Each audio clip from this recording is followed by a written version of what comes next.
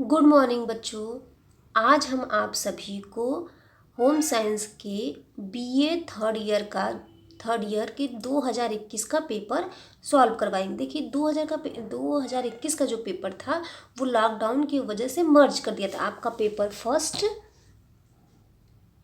First plus paper second आपके दोनों एक साथ हुए थे, वो भी एक ही पेपर में। ठीक है, तो इसमें क्या था, आपके कुछ फर्स्ट पेपर के भी क्वेश्चंस हैं और कुछ सेकेंड पेपर के भी क्वेश्चंस दिए गए हैं। तो हम आपको पहले लघु उत्तरीय प्रश्न समझाते हैं। ठीक है बेटा, जिसमें देखिए आपका जंतुत्व रेशा के बारे में दिया गया है। ठीक है, जिसमें आप बता ले जाएंगे कि जंतु रेशा क्या होता है। जो हमें प्राणियों जगत से प्राप्त होता है उसे हम जंतु जगत रेशा कहते हैं। जिसमें आप ऊन और रेशम के बारे में लिखेंगे कि ऊन किसे कहते हैं, ऊन का संगठन क्या होता है, ऊन के प्रकार क्या होते हैं और उनकी विशेषता क्या होती है। उसी प्रकार आप रेशम के बारे में भी लिख देंगे कि रेशम हमें कहाँ से प्राप्त होता है, ये जंतु जगत का रेशा होता है, इसकी क्या विशेषता है। ठीक है बेटा, दूसरा क्वेश्चन आपका क्या आता है, सेरीकल्चर। सेरीकल्चर आप जानते होंगे, सेरीकल्चर हम उसे कहते हैं जिसमें हम रेशम का पालन करते हैं, यानी वह प्रक्रिया जिसमें हम रेशम का पालन करते हैं। ठीक है, उसे ही सेरीकल्चर कहते हैं। तो आपको सेरीकल्चर के बारे में बताना होगा कि सेरीकल्चर में हम क्या करते हैं। तो आप बता सकते हैं सेरीकल्चर में हम रेशम का पालन करते हैं। ठीक है, उसमें भी आप उसको लिख लेंगे कि कैसे सेरीकल्चर किया जाता है, कैसे हम रेशों का पालन करते हैं, हमें कितने दिन में रेशे प्राप्त हो जाते हैं। ठीक है बेटा, उसके बाद क्या है आपका बुनाई, यानी वीविंग। वीविंग क्या होता है, यानी बुनाई आप जानते ही हैं। जब रेशे और वस्त्र के बीच की जो प्रक्रिया होती है उसे हम क्या कहते हैं, बुनाई करना। ठीक है, जब हम रेशे बनाते हैं, ठीक है, पहले हमें पास क्या होता है, रेशा होता है। रेशे से क्या हम करते हैं, धागा बनाते हैं और धागे से हम वस्त्र का निर्माण करते हैं। जब हम जिस प्रकार से हम वस्त्र का निर्माण करते हैं उसे हम क्या करते हैं, बुनाई कहते हैं। तो आप बता देंगे बुनाई कितने प्रकार की होती है। ठीक है, बेसिक बुनाई कौन कौन सी होती है। ठीक है, उसके बाद आपका चौथा क्वेश्चन क्या है, बंधेज रंगाई। यानी बंधेज रंगाई किसे, तो आप बंधेज को आप कह सकते हैं, इसे हम टाई एंड डाई कहते हैं। इसमें हम क्या करते हैं, कपड़ों पर रंगाई करते हैं। इस विधि में क्या करते हैं, हम कपड़ों पर रंगाई करते हैं, यानी कपड़े को नए नए तरीकों से बांध कर उसको हम रंगाई करते हैं। ये कहाँ की सबसे प्रसिद्ध रंगाई है, तो आप कह सकते हैं ये राजस्थान की रंगाई है। ठीक है बेटा, उसके बाद आपका पांचवा क्वेश्चन क्या होता है, सिलाई में काम आने वाले उपकरण की सूची बनाई। तो आप बता सकते हैं कि सिलाई में कौन कौन से उपकरण काम आते हैं। बता सकते हैं कि सिलाई मशीन मेन हो गया आपका, कैंची हो गई, मिल्टन चौक हो चुके हैं, टेबल कटर जिस पे आप रख के कपड़े को काटेंगे। ठीक है, ये सब क्या होते हैं, सिलाई में काम आने वाले आपके उपकरण है। ठीक है, फिर प्रसार शिक्षा को परिभाषित करिए। आप एक क्वेश्चन क्या था, क्योंकि आपके फर्स्ट और सेकंड पेपर को क्या किया गया, एक साथ मर्ज कर दिया गया है। तो आपके ये सब क्या थे, ये सब आपके टेक्सटाइल के पेपर से थे। अब देखिए इसके बाद क्या आ जाता है आपका प्रसार शिक्षा से। ठीक है, प्रसार शिक्षा को परिभाषित कीजिए। तो आप बता सकते हैं एक ऐसी शिक्षा जिसका उद्देश्य क्या हो, व्यक्तियों की अभिवृद्धि तथा अभ्यास में परिवर्तन लाना। ठीक है, इसकी परिभाषा क्या दिया इन्होंने कि एक ऐसी शिक्षा है जिसका उद्देश्य क्या है, उन व्यक्तियों के अभिवृद्धि और अभ्यास में परिवर्तन लाना है। या इसे भी कह सकते हैं कि प्रसार शिक्षा क्या है, ये ग्रामीणों की शिक्षा है, मतलब ग्रामीणों को दी जाती है, अशिक्षितों को दी जाती है, मतलब उनके व्यवहार में परिवर्तन लाने की। ठीक है, इसे आप बता देंगे प्रसार शिक्षा क्या होता है। ठीक है, मतलब उसके बाद संचार आप जानते हैं, दो लोगों के बीच में जो होता है उसे हम संचार कहते हैं। यानी दो लोगों के बीच जो बातचीत होती है उन्हें हम संचार का माध्यम भी आप कह सकते हैं कि ये संचार का माध्यम होता है। ठीक है, उसे हम संचार का माध्यम कहते हैं। ठीक है बेटा,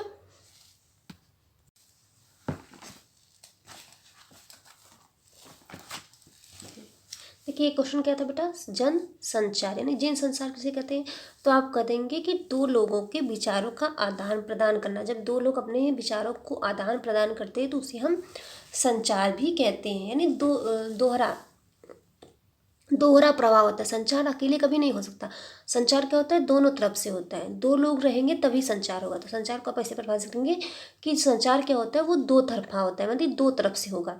अगर संचार दो लोग नहीं है तो संचार वहाँ पे नहीं किया जा सकता। ठीक है बेटा, तो उसे आप संचार बता देंगे। संचार क्या होगा, विचारों का आदान प्रदान करना ही हम संचार कहते हैं। ठीक है, अब आप क्या है, प्रसार कार्यकर्ता के गुण, यानी प्रसार कार्यकर्ता कैसे होने चाहिए। तो आप क्या कहेंगे कि प्रसार कार्यकर्ता कैसे, हमें कहाँ करना है, हमें प्रसार कहाँ करना है, क्योंकि हम प्रसार करने पड़े, यानी प्रसार शिक्षा की बात कर रहे हैं।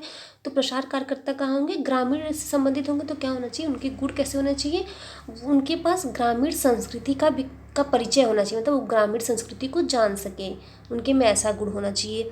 फिर वो समस्या का समाधान कर सके, ऐसे प्रसारकर्ता के गुण होते हैं। उसके बाद वो कार्य कुशल हो, अपने कार्य में क्या होते हैं, अत्यधिक कुशल होने चाहिए, वो दूरदर्शी होने चाहिए, ईमानदार तथा कर्तव्यनिष्ठ होने चाहिए। ये सब क्या होते हैं, आपके प्रसार कार्यकर्ता के गुण होते हैं। अब क्या है आपका जनसंपर्क। जनसंपर्क यानी वो जनसंपर्क, आपको संचार की कुछ संपर्क की कुछ विधियाँ पढ़ाई जाती हैं, जिसमें आपकी 3 विधियाँ हैं। एक क्या है आपका व्यक्तिगत संपर्क, समूह संपर्क, और दूसरा क्या है जनसंपर्क। जनसंपर्क को ही हम क्या कहते हैं, विराट संपर्क भी आप कह सकते हैं। विराट संपर्क में जहाँ पे अधिक से अधिक लोगों को हम अपनी बातें पहुँचाते हैं, वो जनसंपर्क जहाँ हम अधिक से अधिक लोगों तक अपनी बातों को पहुँचाते हैं। जैसे कोई बहुत बड़ा भाषण हो जाता है, ठीक है, या आप जनसंपर्क में आप टेलीविज़न भी ले सकते हैं। टेलीविज़न क्या है, अधिक से अधिक लोग उसे क्या करते हैं, सुनते हैं। तो ये क्या होता है, ये आपके जनसंपर्क के माध्यम होते हैं। अब आपसे क्या पूछा है, गृह विज्ञान का प्रसार शिक्षा में क्षेत्र, ठीक है, यानी गृह विज्ञान में हम प्रसार शिक्षा क्यों पढ़ते हैं ये भी बताना है। फिर प्रसार शिक्षा के क्या क्षेत्र होते हैं, ठीक है, तो आप बताएंगे कृषि से संबंधित हो गया आपका, आपका कृषि से संबंधित हो गया, उसके साथ महिला को जागरूक करने वाला भी हो जाता है, पालन पोषण हो जाता है, बाल शिशु इसमें भी आ जाते हैं, ठीक है। ये सब चीज़ें क्या होती है, आपके प्रसार शिक्षा के क्षेत्र होते हैं, ठीक है। ये आपके अति लघु प्रश्न थे, 10 अति लघु प्रश्न आए थे, ठीक है, जिसमें से आपको 2021 में 5 क्वेश्चंस करने थे 10 अति लघु में से, ठीक है बेटा। अब हम आपको पढ़ाते हैं दीर्घ उत्तरी कितने प्रश्न आए थे, ठीक है। तो दीर्घ उत्तरी में पहला प्रश्न आपका क्या था, आपको पहले ही मैंने बता दिया है कि आपके पेपर फर्स्ट, जिसे हम वस्त्र विज्ञान कहते हैं, और दूसरा पेपर क्या है, प्रसार शिक्षा, दोनों को एक साथ रख के पेपर बनाया गया था 2021 में, ठीक है। ये आपके 200 नंबर के पेपर थे। तो आपका क्या हुआ, पहला दीर्घोत्तरी प्रश्न क्या था, रेशो से आप क्या समझते हैं, वस्त्रोपयोगी रेशो का वर्गीकरण करिए, ठीक है। तो आप रेशो को समझा सकते हैं कि वह लघुत्तम से लघुत्तम इकाई, यानी वस्त्र निर्माण की वह लघुत्तम से लघुत्तम इकाई को हम रेशा कहते हैं, यानी बिना रेशे के हम वस्त्र का निर्माण नहीं कर सकते, ठीक है बेटा। तो वह लघुत्तम इकाई यानी वस्त्र निर्माण में, यानी जो हम वस्त्र निर्माण पढ़ते हैं उसकी सबसे लघुत्तम इकाई क्या होती है बेटा, रेशा होती है, ठीक है। अब हमें क्या पूछा गया है, रेशा का वर्गीकरण, यानी हम रेशो को किस प्रकार से वर्गीकृत कर सकते हैं। तो आप बता सकते हैं कि रेशो को हम 2 प्रकार से वर्गीकृत करते हैं, एक लंबाई के आधार पर और दूसरा आपका स्रोत के आधार पर। स्रोत के आधार पर आप समझा देंगे कि कैसे कैसे स्रोत से प्राप्त होते हैं, तो उसमें आप बता देंगे प्राकृतिक जगत से, दूसरा बता देंगे वनस्पति जगत से, नहीं आप बताएंगे पहला प्राकृतिक जगत से, दूसरा मानव निर्मित रेशे हो जाएंगे। प्राकृतिक जगत में जो रेशे आपको प्रकृति से प्राप्त होते हैं उसके बारे में आप लिखेंगे, और जो आपको मानव निर्मित रेशे प्राप्त होते हैं, ठीक है बेटा। अब क्या आया है आपका क्वेश्चन, परिसज्जा से तात्पर्य क्या है। तो आप बता देंगे वस्त्रों में चमक लाना, वस्त्रों की सुंदरता को बढ़ाना, ठीक है, उसमें वस्तुओं में जो टूटियाँ हैं उसे दूर करना, ये क्या कहती है, परिसज्जा कहते हैं, उसे हम क्या कहते हैं, परिसज्जा कहते हैं। फिर आप उससे पूछा है परिसज्जा के प्रकार और उद्देश्य, तो आप बता देंगे परिसज्जा के प्रकार कौन कौन से होते हैं। परिसज्जा के आपके 2 प्रकार होते हैं, ठीक है, आप बता लेंगे ना कि परिसज्जा के कितने प्रकार होते हैं। तो आप बताएंगे परिसज्जा के 2 प्रकार होते हैं, एक होता है आपका यांत्रिक और दूसरा क्या होता है बेटा, रासायनिक, ठीक है। यांत्रिक में क्या होता है, यांत्रिक में हम मशीनों द्वारा करते हैं, और रसायन में हम रसायन के घोल द्वारा करते हैं। आपसे उद्देश्य पूछेगा तो आप बता देंगे कि हम क्या करते हैं, वस्त्र के बाहरी आकार में सुधार करते हैं, वस्त्र में विभिन्नता लाते हैं हम, ठीक है, उनकी उपयोगिता को बढ़ाते हैं। ये सब किस में हम लिखेंगे, परिसज्जा में, ठीक है बेटा। अब आपके दीर्घ उत्तरी का तीसरा क्वेश्चन क्या दिया है बेटा, कि किसी एक वस्त्र उपयोगी रेशे की निर्माण विधि तथा उसकी भौतिक और रासायनिक गुणों का वर्णन कीजिए। आपसे पूछा है किसी एक रेशे का वर्णन करना है, तो आपको वैसे भी पढ़ाया गया है कपास, लिनन, ठीक है बेटा, ऊन, रेशम, रेयान और नायलॉन, इन सब के बारे में आपको उसके निर्माण विधि को बताया गया। तो आपको इनमें से जो अच्छा लगे, जैसे आपको ज़्यादातर कपास के याद होते हैं तो आप कपास का लिख लेंगे कि कपास की खेती कब की जाती है, कपास को कैसा तापमान चाहिए, ठीक है, आप ये सब इसको लिखेंगे। फिर उसके बाद कपास की निर्माण विधि लिखेंगे कि कपास की निर्माण विधि कैसे होती है। पहले हम कपास की खेती करते हैं, ठीक है, उसके बाद क्या करते हैं, खेती करने के बाद क्या, तो जब कोए निकल जाते हैं तो हम कोयों को एकत्र कर लेते हैं। उसके बाद क्या करते हैं, उसमें से बिनौले निकालते हैं, फिर उसमें गांठें बांधते हैं, फिर हम गांठों को खोलते हैं और क्या करते हैं, रुइयों को आपस में मिलाते हैं। उसके बाद क्या करते हैं, हम उस जो रुई प्राप्त होती है उसके लिए हम कंघी करते हैं, जिससे हमें लंबा लंबा रेशा प्राप्त होता है। फिर क्या करते हैं, उन्हें हम खींचते हैं, घुमाते हैं। फिर क्या करते हैं, हम कटाई की प्रक्रिया करते हैं। फिर कटाई के बाद करते क्या है, हम बुनाई करते हैं। ये सब क्या है, ये आपके निर्माण की एक प्रक्रिया है, ये कैसे कैसे हम निर्माण करते हैं। फिर उससे आपसे पूछा क्या है, भौतिक, उसकी भौतिक गुण या रासायनिक गुणों के बताए। तो आप भौतिक गुण में क्या बता लेंगे कि उसकी कि कपास की रेशे की संरचना कैसे होती है, यानी कपास के रेशे किस किस से मिले होते हैं, तो आप बता देंगे ये सेलुलोज जगत का रेशा होता है, इसमें कार्बन, हाइड्रोजन और ऑक्सीजन होता है। ठीक है, इसका रंग कैसा होता है कपास का, इसकी लंबाई और मोटाई कैसी होती है। ठीक है, उसके बाद उसमें रासायनिक प्रक्रिया बता देंगे कि अम्ल और क्षार का उस पर क्या प्रभाव क्या पड़ता है। ठीक है बेटा, तो ये आपके 2021 का पेपर है। तो इसमें आपके जो पहले के क्वेश्चंस दिए गए थे वो क्या थे, आपके वस्त्र विज्ञान से संबंधित थी। अब जो चौथा क्वेश्चन आपका पूछा है वो पूछा है जन पहुँच विधियों से आप क्या समझते हैं, विस्तार में बताइए। इसी का क्वेश्चन क्या था, शॉर्ट में आपसे क्या पूछा था कि जनसंपर्क किसे कहते हैं। ठीक है, इसी का ये लॉन्ग क्वेश्चन है, जन पहुँच विधियाँ। तो जन पहुँच विधियाँ में आपको 3 विधियाँ बताई गई हैं। पहला एक व्यक्तिगत विधियाँ है, दूसरा आपका क्या है, जन समूह विधियाँ है, और तीसरा कहते हैं जनसंपर्क विधि, यानी विराट रूप से हम जिससे संपर्क करते हैं। तो आप तीनों विधियों के बारे में लेंगे कि व्यक्तिगत संपर्क में हम कहाँ किससे कम मिलते हैं, तो आप बता देंगे हम खेत पे मिलते हैं, कार्यालय पे मिलते हैं, घर पे मिलते हैं। ये सब क्या है, ये सब व्यक्तिगत रूप से आते हैं आपके संपर्क की विधियाँ। उसके बाद जब जन समूह की बात की जाए, जैसे आपका समूह की बात की जाए, तो आप क्या करते हैं, किसी विद्यालय में मिलना। ठीक है, एक समूह की बात हो गई, कहीं पर संगोष्ठी रख देना, प्रतियोगिता करवाना, ये सब क्या है आपके समूह में हो जाएगा। और जनसंपर्क की पता जब बड़ी बड़ी जब रैलियाँ होती हैं, ठीक है, तो किस में आ जाएंगे, जनसंपर्क में, जहाँ अधिक से अधिक लोग रहते हैं, अधिक से अधिक लोगों से हम जब संपर्क करते हैं तो आपके किस में आ जाएंगे, जनसंपर्क विधियाँ। तो आपको तीनों संपर्क विधियाँ को समझाना है, व्यक्तिगत, समूह और जनसंपर्क। ठीक है, उसे आप विस्तार में लिखेंगे तीनों के बारे में। ठीक है, 5वां क्वेश्चन आपका क्या है, श्रव्य दृश्य साधन से आप क्या समझते हैं, इनका वर्णन कीजिए। यानी श्रव्य दृश्य सामग्री किसे कहते हैं। आप जानते हैं श्रव्य दृश्य सामग्री क्या होता है, ये आपके शिक्षण में सहायक होते हैं। ठीक है, श्रव्य मतलब जो वह साधन जिसे हम देख कर समझते हैं। ठीक है, दृश्य में जिन्हें हम सुनते हैं। तो इसको आपको वर्णन करना होगा तो आप कर ले जाएंगे कि एक होता है श्रव्य सामग्री, दृश्य सामग्री, और दोनों क्या होते हैं, श्रव्य दृश्य सामग्री। तो आप श्रव्य सामग्री में बता जाएंगे कि आपके रेडियो होते हैं, ठीक है, टेलीविज़न होते हैं, नहीं सॉरी बेटा, रेडियो होते हैं, और आपका टेलीफोन आता है। ये सब क्या है, जनसंपर्क मतलब किस में आते हैं, श्रव्य में। मतलब जिन्हें हम सुन के जो चीज़ें हम ग्रहण करते हैं वो हमारे किस में आएंगे, श्रव्य सामग्री में आएंगे। उसके बाद दृश्य सामग्री में आपके क्या आएंगे, जिन चीज़ों को हम देखकर, ठीक है, देखकर समझते हैं, या देखकर जिन चीज़ों को समझते हैं उन्हें हम क्या करेंगे, दृश्य सामग्री। जैसे आपके पोस्टर हो जाते हैं, चार्ट हो जाते हैं, बैनर्स हो जाते हैं, ये सब क्या होते हैं, इस पर चित्र बने होते हैं, हम उनके द्वारा हम समझते हैं कि किसके बारे में बताया गया। जैसे आप देखते हैं कभी कभी स्वच्छ अभियान चलता है तो उसमें स्वच्छ अभियान के बारे में बना दिया जाता है फिगर के रूप में, और आपको नीचे थोड़ा सा कुछ लिख दिया जाता है, जिससे आप समझ जाएं कि ये किसके बारे में, किस स्वच्छता के बारे में बताया जा रहा है। ठीक है बेटा, उसके बाद श्रव्य दृश्य सामग्री आप जानते हैं, जैसे आपका टेलीविज़न हो गया, मूवीज़ हो गई, ये सब क्या होती है आपके श्रव्य दृश्य सामग्री में, जिसमें हमें सुनाई और दिखाई दोनों चीज़ें देता है। ठीक है, तो आप इसे डिटेल कर जाएंगे तीनों विधियों को, श्रव्य सामग्री को, दृश्य सामग्री को, और श्रव्य दृश्य सामग्री किसे कहते हैं, आप तीनों को समझा ले जाएंगे। अब 6वां क्या है आपका लास्ट क्वेश्चन, संचार की प्रक्रिया क्या है एवं इसके तथ्यों का उल्लेख कीजिए। ठीक है, तो संचार आपको बता दिया है, क्या है, विचारों का आदान प्रदान करना, इसे हम संचार करते हैं। अब इसकी प्रक्रिया मतलब संचार प्रक्रिया होती कैसे, आपको इसे समझाना है कि संचार प्रक्रिया होती कि मतलब हम संचार कैसे करते हैं बेटा। ठीक है, तो इसमें आप बता देंगे कि पहले क्या करते हैं, हम विचार देते हैं, फिर सूचनाओं को क्या करते हैं, सूचनाओं को ले जाते हैं, वो सूचनाओं को ले जाने का एक माध्यम होता है, फिर सूचना को ग्रहण करता होता है। तो इसमें अगर आपसे तत्व पूछेगा तो इसमें आपके मुख्य 4 तत्व कहे जाते हैं, जिसमें श्रोता होता है, जिसमें सबसे पहले आपका क्या होगा, संप्रेषक होगा जो कि संदेश को कहेगा।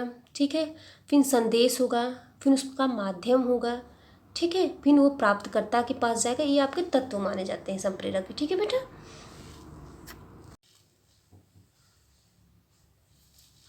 हमने आपके क्या किया था, 2021 का पेपर पूरा समझा दिया। अब हम आपको समझाएंगे 2022 22 का पेपर, 2022 का पेपर क्या है, ये आपका सेकेंड पेपर है। ठीक है बेटा, ये आपका सेकेंड पेपर है। 2022 में क्या होता है, दोनों पेपर अलग अलग करवाए गए थे, तो ये आपका सेकेंड पेपर है। कौन सा, प्रसार शिक्षा, प्रसार शिक्षा, ये आपका सेकेंड पेपर कौन सा, पेपर सेकेंड है, कौन सा, प्रसार शिक्षा। ठीक है, तो इससे संबंधित हम प्रश्न आपको समझाएंगे, जिसमें आपके क्या होते हैं, लघु उत्तरीय प्रश्न दिए गए हैं। ठीक है बेटा, जिसमें आपके 10 लघु उत्तरीय प्रश्न दिए गए हैं, जिसमें से आपको सिर्फ 5 करने हैं। ठीक है, 5 करने हैं। ठीक है, जो कि कितने नंबर के, आपके 10 नंबर के, कुल मिला के आपके 50 नंबर के दिए गए हैं आपके अति लघु प्रश्न। ठीक है बेटा, 10 प्रश्न दिए गए हैं, जिसमें से आपको 5 प्रश्न करने हैं, और कितने नंबर के आपके, 10 नंबर के हैं। एक क्वेश्चन आपके 10 नंबर के, आपके कुल मिला के 50 नंबर आपके अति लघु के दिए गए हैं। ठीक है, तो हम आपको समझाते हैं, क्योंकि आपका क्या है, प्रसार शिक्षा का पेपर है। क्या था, आपने इससे पहले हमको आपको बता ही दिया, उसमें क्या था, दोनों पेपर मर्ज थे, फर्स्ट पेपर और सेकेंड पेपर। इसमें क्या है, आपका फर्स्ट पेपर है ये। ठीक है बेटा, सेकेंड पेपर है बेटा, सेकेंड पेपर। तो आप इसको समझाते हैं। अब आपको क्या लिखा है, प्रसार शिक्षा। आपको इससे पहले समझ ही गए हैं कि प्रसार शिक्षा किसे कहते हैं। इसमें लिखा है, प्रसार शिक्षा के क्षेत्रों का वर्णन कीजिए। ठीक है, तो आप कौन कौन से क्षेत्र बताएंगे प्रसार शिक्षा में। तो जो प्रसार शिक्षा के प्रमुख क्षेत्र होते हैं, उसमें आप बता देंगे कि मानव का निजी विकास करना, ये प्रसार शिक्षा के क्षेत्र होते हैं। मानव के परिवेश का विकास करना, यानी मानव जिस परिवेश में रह रहा है उस परिवेश का विकास करना। फिर मानव निर्मित संसाधनों एवं संस्थाओं का विकास करना, यानी मानव निर्मित जो संसाधन उन्हें प्राप्त है उनका क्या करना, और अत्यधिक विकास करना, और संस्थाओं का भी विकास करना। ये सब क्या होते हैं, प्रसार शिक्षा के हमारे क्षेत्र होते हैं। ठीक है बेटा, अब इसमें पूछा क्या है, प्रसार शिक्षा में मानव व्यवहार को किस प्रकार से प्रभावित करता है, यानी प्रसार शिक्षा अगर हम ग्रहण करते हैं तो मानव व्यवहार को किस प्रकार प्रभावित करता है, ये बात इसमें पूछा गया है। ठीक है बेटा, तो इसमें आप बता देंगे कि जो आपका प्रसार शिक्षा का जो मानव में जो व्यवहार में परिवर्तन होता है, उनके क्या होता है, व्यवहार एक तरह क्रियात्मक होता है। ठीक है बेटा, ठीक है बेटा, आपका दूसरा क्वेश्चन क्या था, प्रसार शिक्षा का मानव व्यवहार में किस प्रकार से प्रभावित करता है। तो आप बता देंगे क्या होता है, प्रसार शिक्षा क्या करता है, मानव के ज्ञान और विचार में क्या करता है, परिवर्तन लाता है।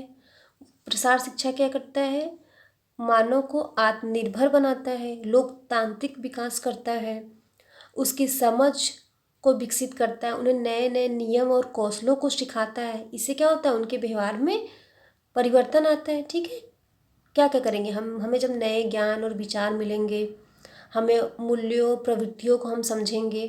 ठीक है बेटा, नए नए नियम और कौशलों को सीखेंगे, तो कहीं ना कहीं ये क्या करते हैं, मानव के व्यवहार में परिवर्तन ही लाते हैं। ठीक है बेटा, फिर आपका क्या है, प्रसार शिक्षण पद्धति, यानी हम प्रसार शिक्षण की जो पद्धति होती है वो कौन कौन सी होती है।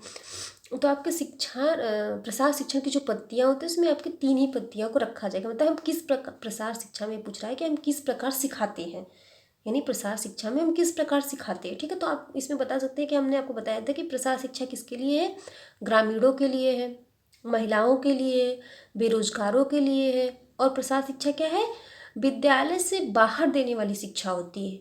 विद्यालय में क्या होते हैं, हम बंध के शिक्षा ग्रहण करते हैं, एक नियम से शिक्षा ग्रहण करते हैं। लेकिन प्रसार शिक्षा क्या होती है, आपको बाहर दी जाती है, यानी विद्यालय ज्ञान से जो बाहर दिया जाता है। तो इसकी कुछ विधियाँ होंगी, तो इसमें आप बता सकते हैं कि इसमें भी 3 ही विधियाँ होती है आपकी, वही श्रव्य सामग्री, दृश्य सामग्री और श्रव्य दृश्य सामग्री। ठीक है, अगर हमें किसी योजना के बारे में बताना होगा तो हम ग्रामीण को क्या करेंगे, एक पोस्टर बनाएंगे, उस पोस्टर पे उस दृश्य को दर्शाएंगे और वहाँ पे विधियाँ लिखेंगे कि इसका हम प्रयोग कैसे करते हैं। ठीक है, तो यही आपके शिक्षण विधियों में बताना है। ठीक है, उसके बाद पूछा है कि संचार प्रणाली किसे कहते हैं, यानी संचार माध्यम या संचार मतलब हम किस प्रकार से एक दूसरे से संपर्क करते हैं उसकी बात करते हैं। उसमें प्रणाली की बात पूछा तो आप बता देंगे कैसे कैसे संचार किया जाता है, श्रोता होता है, फिर संदेश होता है, संदेश देने का माध्यम होता है, फिर श्रोता कैसे प्राप्त करता है। ठीक है, और श्रोता का क्या रिस्पॉन्स होता है, ये सब क्या आ जाएगा, फिर संचार प्रणाली में आएगी। फिर इसमें पूछा है एक प्रतिमान बनाइए, यानी संचार प्रणाली के एक मॉडल बताइए। तो आप किसी एक राइटर के अनुसार आप मॉडल बता देंगे। ठीक है, कि जैसे अरस्तु का आप जानते हैं, उन्होंने कहा है ऐसे ऐसे सार बोला कि श्रोता रहेंगे और माध्यम रहेगा और पहले संदेशक रहेगा, श्रोता रहेगा और माध्यम रहेगा। इन्होंने अपना प्रतिमान दिया हुआ है, तो आप किसी का भी एक प्रतिमान बता सकते हैं। जैसे अरस्तु का क्या था, पहले क्या है, संदेशक होते हैं, माध्यम होता है और श्रोता होता है। ठीक है, इन तीनों का समझा लेंगे। ठीक है बेटा।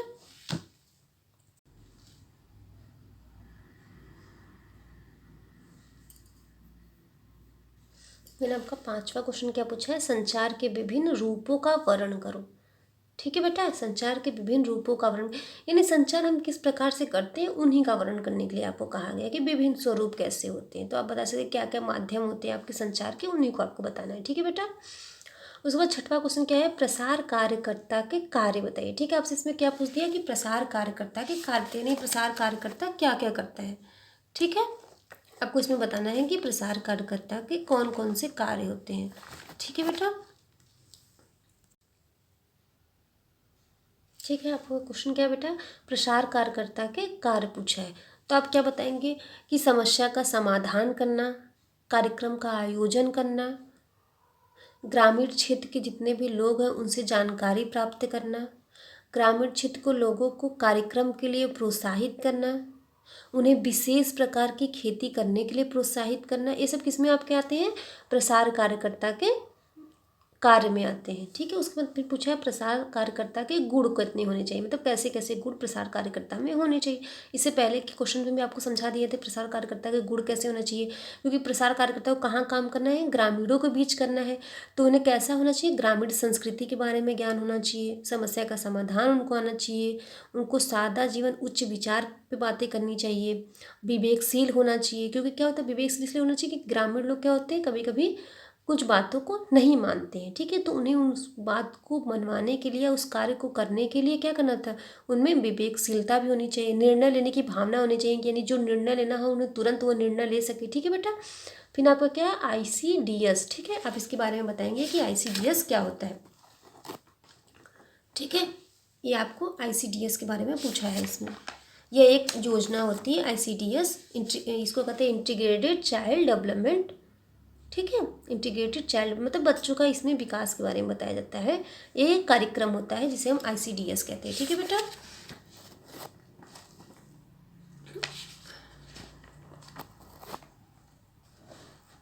उसके बाद आपका फिर दीर्घ उत्तरी प्रश्न में कौन कौन सा थे, प्रसार शिक्षा के लक्ष्य तथा उद्देश्य बताइए। तो लक्ष्य में आप बता देंगे कि ग्रामीणों का विकास करना, बेरोजगारियों को शिक्षित करना, महिलाओं का उत्थान करना। उद्देश्य में आप क्या लिख लेंगे कि उनके ज्ञान और वृत्तियों में वृद्धि करना। ठीक है, उन्हें नए नए कौशलों को सिखाना, उन्हें पलायन से रोकना, यानी ग्रामीणों लोगों में होता है क्या, पलायन करते हैं, मतलब बाहर की तरफ जाना को, मतलब बाहर कमाने के लिए वो जाते हैं, मतलब पलायन करते हैं। ठीक है, तो उस पलायन को रोकना, उन्हें वहीं पे उनकी जो संसाधन उपलब्ध है उसी के अनुसार क्या करना, उन्हें कौशलों को सिखाना। ठीक है बेटा। फिर पूछा है कि संचार के विभिन्न तत्व कौन से, आपको संचार के आपके 4 ही 5 तत्व हैं ये। ठीक है, जिसमें आप कहेंगे कि संदेश मतलब संदेशकर्ता होता है, फिर संदेश होता है, आपका माध्यम होता है, चैनल होते हैं और श्रोता होता है। और श्रोता के प्राप्त होने वाले, मतलब श्रोता का जो श्रोता का जब उन सूचनाओं को प्राप्त कर लेता है तो उसका रिस्पॉन्स क्या होता है, ये आपके तत्वों में आते हैं। उसके बाद आपको महत्व पूछा है और विशेषताएं। महत्व में आप बता देंगे हम किसी से तुरंत अपने संचार के माध्यम से पहुंचा सकते हैं अपनी बातों को, यही महत्व ना, अपनी बातों को हम पहुंचा सकते हैं, जान सकते हैं। ठीक है, इसको आप महत्व और विशेषता में बता देंगे। ठीक है बेटा।